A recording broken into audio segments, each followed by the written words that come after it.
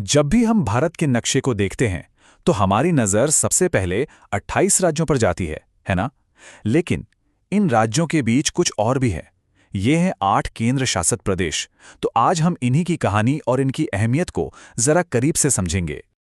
हम सब ये तो जानते हैं कि भारत में 28 राज्य हैं, लेकिन ये जो 8 केंद्र शासित प्रदेश हैं, इनको लेकर अक्सर एक सवाल दिमाग में आता है। आखिर ये हैं क्या? ये राज्यों से अलग कैसे हैं? और सबसे बड़ा सवाल, इन्हें बनाने की जरूरत ही क्यों पड़ी? चलिए आज मिलकर इस गुत्थी को सुलझाते हैं। तो चलिए शुरू करते हैं सबसे बुनियादी सवाल से कि आखिर एक केंद्र शासित प्रदेश होता क्या है? देखिए, आसान शब्दों में कहें तो ये वो खास इलाके हैं जिनका कंट्रोल सीधे सीधे केंद्र सरकार यानी सेंट्रल गवर्नमेंट के हाथ में होता है। अब देखिए, जहां राज्यों की अपनी चुनी हुई सरकार होती है, मुख्यमंत्री होते हैं, वहीं केंद्र शासित प्रदेशों का प्रशासन सीधे केंद्र सरकार के हाथ में होता है। यहां का कामकाज राष्ट्रपति की तरफ से नियुक्त एक उपराज्यपाल या प्रशासक देखते हैं। तो सवाल ये उठता है कि आखिर इनकी जरूरत पड़ी ही क्यों? देखिए, इसके पीछे कई वजह हैं और सारी की सारी काफी दिलचस्प हैं। कुछ इलाके जैसे बॉर्डर के पास वाले, वो देश की सुरक्षा के लिए इतने जरूरी होते हैं कि केंद्र उन पर सीधा कंट्रोल रखना चाहता है। कुछ जगहों की सांस्कृतिक पहचान इतनी अलग, इतनी अनूठी होती है कि उसे बचाए रखने के लिए खास ध्यान देने की जरूरत पड़ती है। और हाँ, कुछ इलाके इतने छोटे होते हैं कि उन्हें पूरा राज्य बनाना प्रैक्टिकल नहीं होता। तो बस ऐसी ही अलग अलग जरूरतों के लिए केंद्र शासित प्रदेश एक बहुत अच्छा हल बनकर सामने आते हैं। अच्छा, तो अब जरा एक नजर डालते हैं कि भारत में ये 8 केंद्र शासित प्रदेश आखिर हैं कौन-कौन से।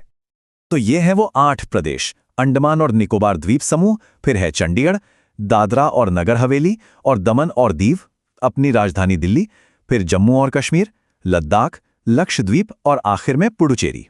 और हाँ, एक मजेदार बात, जम्मू और कश्मीर की 2 राजधानियां हैं जो मौसम के हिसाब से बदलती हैं, गर्मियों में श्रीनगर और सर्दियों में जम्मू। और एक बात, ये जो लिस्ट हमने अभी देखी, ये हमेशा से ऐसी नहीं थी। हाल के कुछ सालों में इसमें बड़े बदलाव हुए हैं। याद होगा, 2019 में जम्मू और कश्मीर राज्य को 2 अलग-अलग केंद्र शासित प्रदेशों में बांटा गया, एक जम्मू और कश्मीर और दूसरा लद्दाख। और फिर ठीक इसके बाद 2020 में दादरा और नगर हवेली और दमन और दीव को मिलाकर एक कर दिया गया। चलिए, अब आते हैं उस सवाल पर जो शायद सबसे जरूरी है।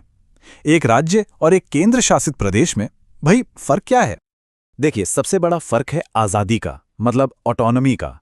राज्यों के पास अपनी सरकार होती है, अपनी विधानसभा, अपने मुख्यमंत्री, जो उन्हें अपने फैसले लेने की ज्यादा आजादी देती है। दूसरी तरफ केंद्र शासित प्रदेशों में शासन सीधे केंद्र के भेजे हुए प्रतिनिधि चलाते हैं, जिन्हें हम उपराज्यपाल या प्रशासक कहते हैं।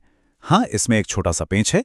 दिल्ली और पुडुचेरी जैसे कुछ अपवाद हैं, जहां अपनी विधानसभा तो है, लेकिन उनकी ताकत राज्यों के मुकाबले काफी कम होती है। तो ठीक है, हमने ये तो समझ लिया कि ये क्या हैं और राज्यों से कैसे अलग हैं। लेकिन अगला सवाल ये है कि आखिर ये भारत के लिए इतने जरूरी क्यों हैं? क्या अहमियत है इनकी? देखिए, हर केंद्र शासित प्रदेश की अपनी एक खास और बहुत जरूरी भूमिका है।